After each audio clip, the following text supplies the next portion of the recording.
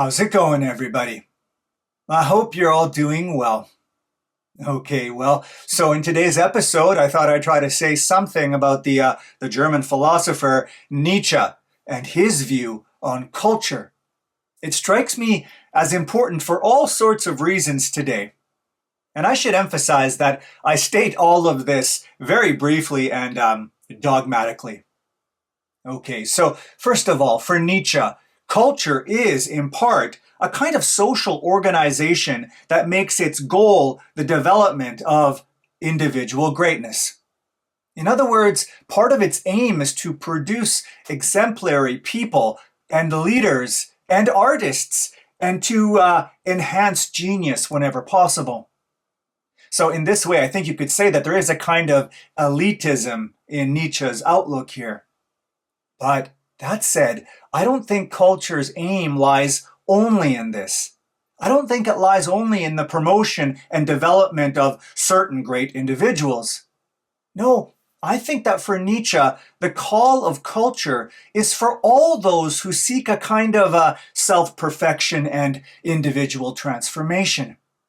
That's to say, what a proper culture ought to do is it ought to encourage us to overcome our conformity, and so with it, our inability to find our true nature or self.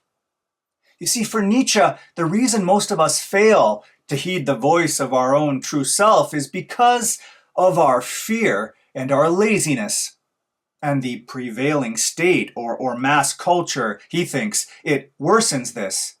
It worsens this by playing on these fears, by intimidating us into conformity, and so denying us our proper destiny.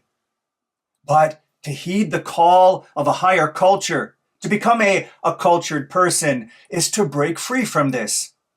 That's to say, to heed the call of a higher culture is not to capitulate to being some thoughtless accident, but rather it's to strive to achieve true existence, or in Nietzsche's own words, it's to go on to become what one is. But you know what? Let me go back to this idea of the prevailing state again, because it might be more helpful if we set this up as a comparison between types of cultures. You see, for Nietzsche, cultures can be strong and healthy, or they can be decadent. So one characteristic that defines a decadent culture is that it's mostly concerned with petty issues and squabbles, and with lowbrow, easy distractions. Trivial events dominate the day, and pleasure is the goal of most people. People ultimately fettered by a superficial reality. In this sense, this is a culture that's largely in drift. It's directionless and without standards. It's nihilistic. It's descending in life and spirit. Now, a healthy culture, on the other hand, well, that's characterized by the manifestation of noble aims and ideas. It's characterized by holding to inspiring ideals and to persistent focus, and by the strength and endurance and degree of sacrifice that's needed to achieve this. Related to this, a decadent culture is one that mostly abandons itself to the present. It only sees short term. It's short-sighted.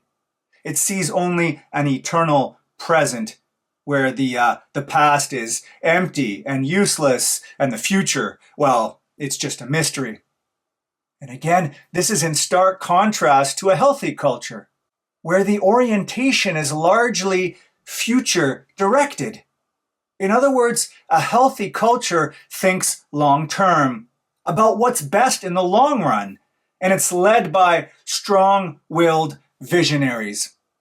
And by the way, when Nietzsche speaks of visionaries, he absolutely does not mean some dominating autocratic individual or some kind of fervent nationalist.